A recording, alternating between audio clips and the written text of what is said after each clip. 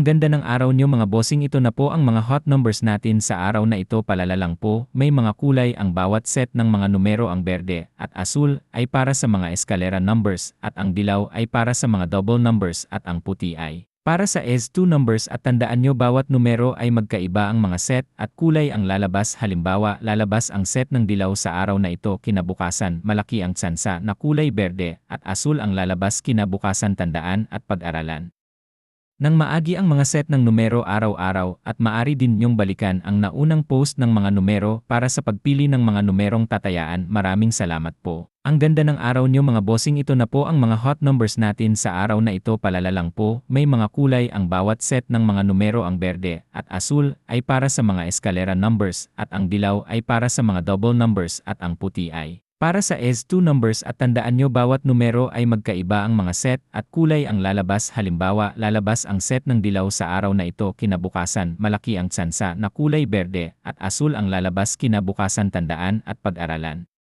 nang maagi ang mga set ng numero araw-araw at maaari din niyong balikan ang naunang post ng mga numero para sa pagpili ng mga numerong tatayaan. Maraming salamat po.